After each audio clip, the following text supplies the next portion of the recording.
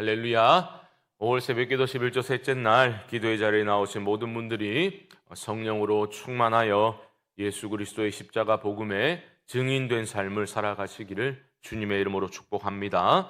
어제 본문에서 우리는 오순절 성령 강림 사건이 일어나고 그와 더불어 나타난 현상과 또 그곳에 모여있던 사람들이 보여주었던 반응에 대해서 함께 살펴보았습니다.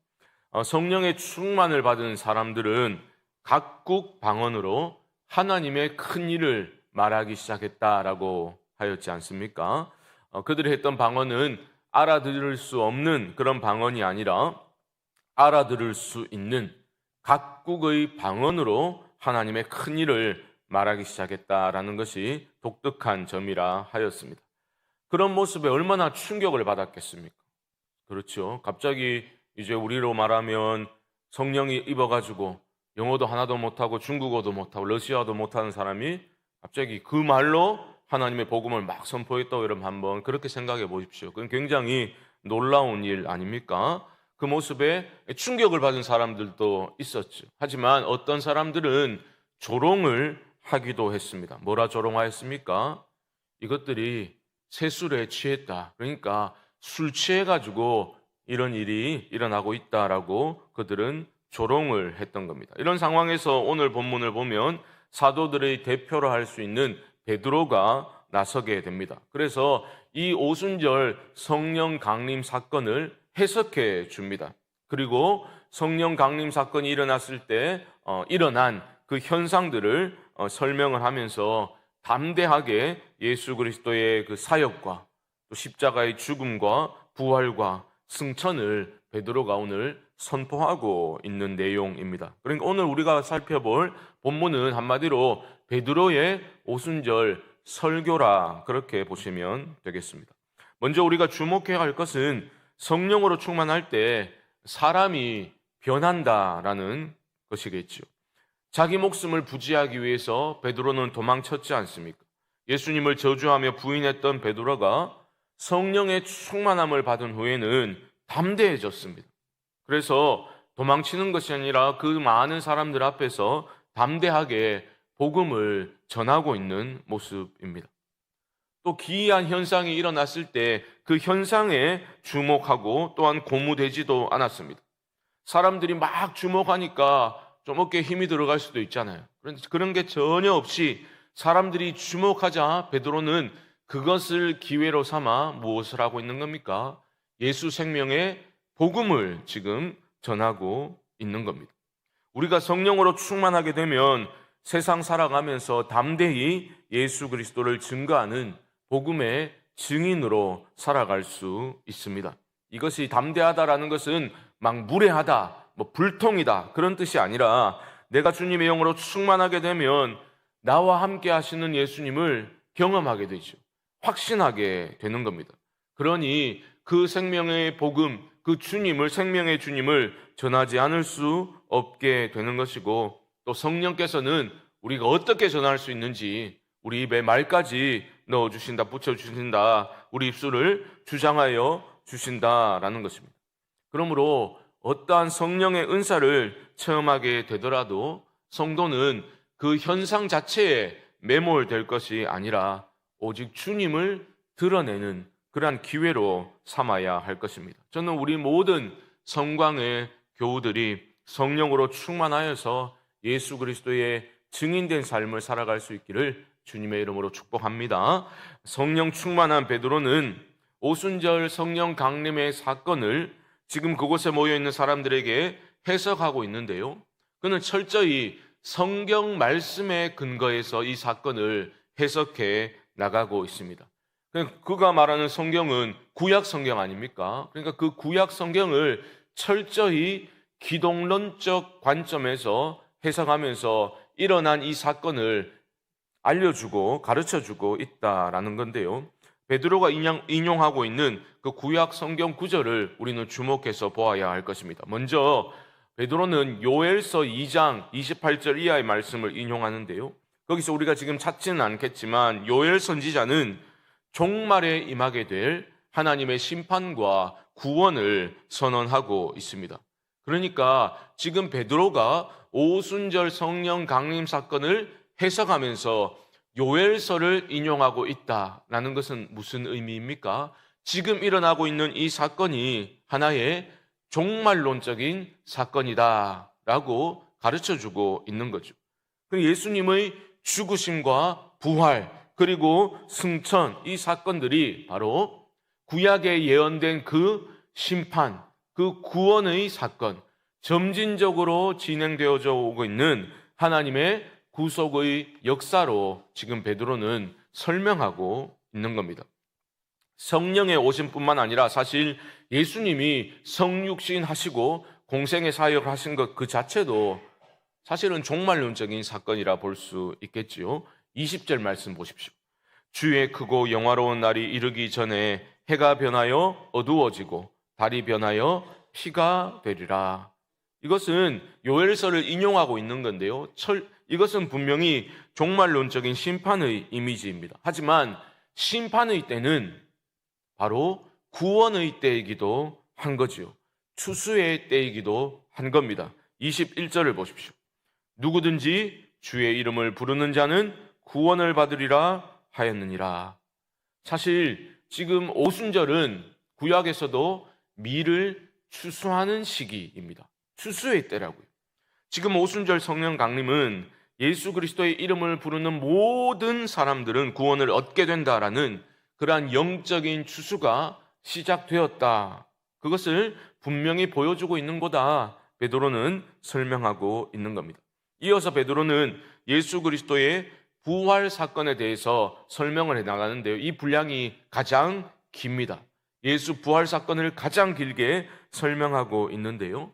여기서 핵심은 사람들이 생각하듯이 예수님이 힘이 없어가지고 그렇게 무기력하게 죽임을 당한 게 아니다라는 겁니다. 그 모든 일들이 십자가의 그 죽으심은 바로 하나님의 뜻 안에서 이루어진 일이다라는 것을 강조하고 있는 건데요.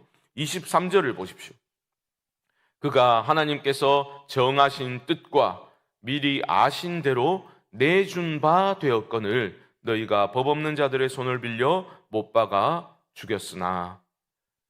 그들이 죽인 건 맞아요. 그런데 그것은 예수님이 무능해서 그렇게 일어난 일이 아니라는 겁니다. 하나님이 정하신 뜻 안에서 일어난 것이고 미리 아신 대로, 하나님이 놀라신 게 아니라 미리 아신 대로, 그리고 하나님이 내주신 거예요. 하나님이 내주신 바 되었다라고 말하고 있습니다. 그들은 죽였지요. 하지만 하나님께서 그를 다시 살리셨다. 부활 사건을 말하고 있는 겁니다. 이것을 함에 있어서도, 설명함에 있어서도 베드로는 역시 구약 말씀을 인용하고 있는데요.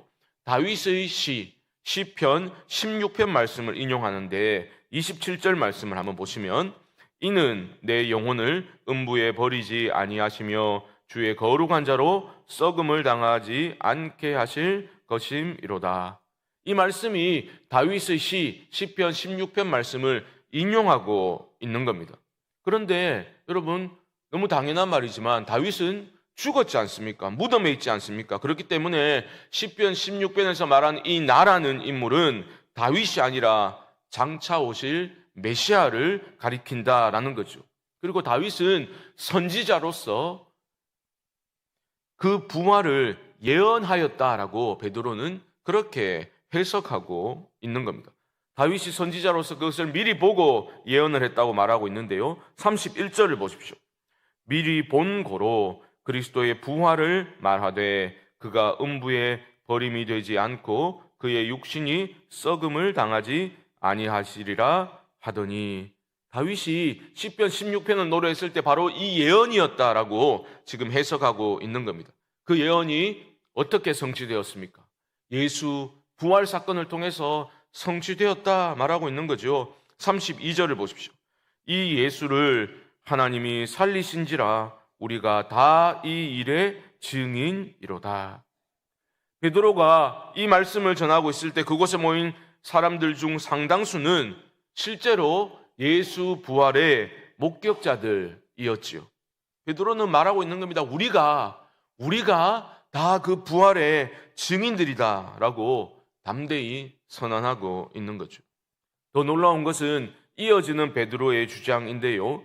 그 부활의 주님께서 승천하셔서 약속하신 것을, 즉 이 성령을 선물로 보내주셨다라는 거예요. 승천하신 예수님이 선물로 보내주신 것이 바로 이 성령이고, 그것 때문에 지금 이런 기이한 일들이 일어나고 있는 것이다 말하고 있는 겁니다. 33절입니다. 하나님이 오른손으로 예수를 높이심에 그가 약속하신 성령을 아버지께 받아서 너희가 보고 듣는 이것을 부어 주셨느니라. 보십시오. 성령으로 충만했던 베드로는 예수 그리스도의 오심과 죽으심과 부활과 승천, 그리고 성령을 아버지께 받아 이렇게 보내주신 것, 이 모든 일들을 담대히 선포하고 있습니다. 겁쟁이요 비겁자였던 사람이 완전히 달라진 모습으로 예수 그리스도의 증인으로 우뚝 선 모습은 우리에게도 소망을 주지 않습니까? 우리 또한 그런 복음의 증인으로 이 세상을 향해서 담대히, 그리고 감사함과 기쁨으로 예수 생명을 전할 수 있겠구나라는 소망을 우리에게 주는 것입니다. 그러므로 사랑하는 성도 여러분, 다시 한번 권면드립니다. 성령의 충만함을 구하시되 날마다 그리하실 수 있기를 주님의 이름으로 축복합니다. 이제 마지막 구절에서 베드로는 자신이 이 모든 성경 구절들을 인용하면서 설교하고 있는, 설교를 통해서 전하고자 하는 메시지가 무엇인지를 분명히 확인시켜주고 있습니다. 그게 마지막 36절입니다. 36절 다시 보시면, 그런즉 이스라엘 온 집은 확실히 알지니 너희가 십자가에 못 박은 이 예수를 하나님이 주와 그리스도가 되게 하셨느니라 하니라. 바로 베드로가 전하고 싶었던 메시지가 이것입니다. 너희가 죽인 그 예수를 하나님이 주와 그리스도가 되게 하셨다. 이것은 부활과 승천을 통해서 예수님이 새로운 신분을 얻게 되었다라는 뜻이 아니라, 예수님이 주가 그리스도가 되심을 그분의 부활과 승천으로 말미암아 우리가 비로소 깨닫게 되었다라는 의미입니다. 사랑하는 성도 여러분, 우리 모두가 성령으로 충만하여서 이 패역한 세상을 꿰뚫어보고 여전히 실패 없이 지금 이 시간에도 진행되고 있는 하나님의 구원의 역사를 똑똑히 바라볼 수 있기를 소망합니다. 겉으로 보기에는 무기력하게 처형당하신 예수님이지만 하나님의 정하신 뜻 안에서 한치의 오차도 없이 지금도 진행되고 있는 하나님 나라의 그 구원의 역사와 회복을 여러분 또한 소망 가운데 바라보실 수 있기를 바랍니다. 성령으로 우리가 충만할 때, 내가 성령으로 충만할 때에 보아야 할 것을 보게 되고, 들어야 할 것을 듣게 되고, 붙잡아야 할 것을 붙잡을 수가 있는 것입니다. 한번 사는 인생, 오직 주님의 영에 붙잡힌 바 된 인생으로 그렇게 복음의 증인된 삶을 향해서 날마다 나아가는 우리 모두가 될 수 있기를 주님의 이름으로 간절히 축원드립니다. 기도하겠습니다. 하나님, 우리 사랑하는 모든 성광의 교우들이 성령의 충만함을 간절히 구하게 하여 주시옵소서. 나의 지혜와 내 뜻과 내 욕심에 따라 살아가는 것이 아니라 주님의 영에 사로잡힌 자 되어 보아야 할 것들, 들어야 할 것들 보고 듣게 하여 주시옵시고, 참으로 인생 살아가면서 붙잡아야 할 것들을 붙잡을 수 있도록 하나님 우리를 다스려 주시옵소서. 지금은 우리 주 예수 그리스도의 크신 은혜와 하나님 아버지의 무한하신 사랑하심과 성령님의 교통하심이 새벽기도 11조 셋째 날 기도의 자리에 나와 성령의 충만함을 간구하는 모든 이들의 심령 가운데 지금부터 영원토록 함께 있을지어다. 아멘.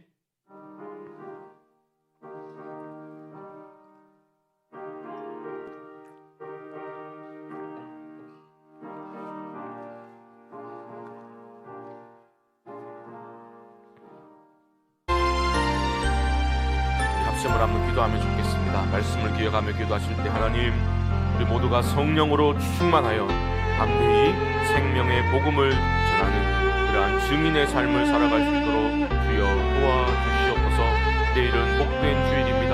어린이 주일이자 주일이자 감사 주일입니다. 또 유아 세례식도 있습니다. 하나님 아버지, 이 모든 예배 가운데 하나님의 강력한 임재하심이 있게 하여 주시옵시고 주님 기뻐 받으시는 그런 예배 올려드리게 하여 주시옵소서.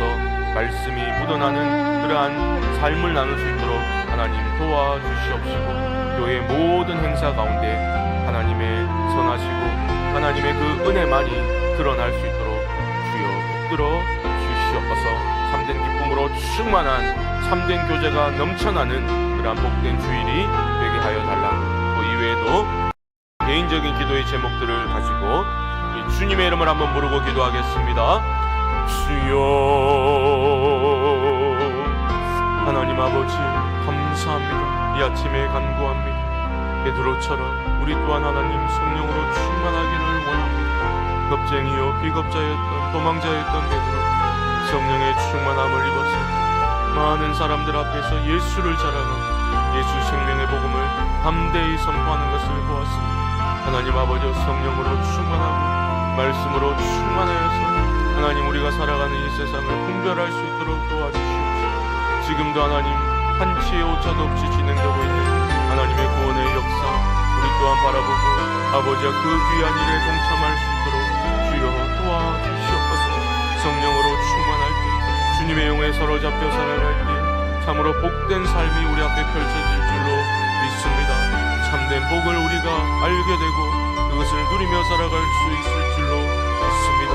하나님 아버지 주의 영으로 충만케 하여 주시옵소서. 우리 교회가 하나님 깨어있는 교회가 되게 하여 주시옵소서. 하나님의 인도하심을 느끼고 순종하는 교회가 되게 하여 주시옵소서. 5월 가정의 달입니다. 하나님 우리가 성령으로 충만할 때에 모든 관계가 회복되고 가정이 회복되어질 줄로 믿습니다. 하나님 깨어있는 부모가 되게 하시고 깨어있는 자녀가 되게 하시고 깨어있는 아내요 남편이 될 수 있도록 주여 도와주시옵소서. 하나님 우리 인생의 발걸음이 하나님의 손안에 있음을 믿습니다. 인도하시는 하나님 도와주시고 아버지 하나님 이끌어 주시옵소서. 내일 복된 주일 드려지는 모든 예배가 하나님의 임재하심이 있기를 원합니다. 하나님 준비된 모습으로 예배 자리에 나오기를 원합니다. 하나님 기뻐 받으시는 예배를 올려드리기를 소망합니다.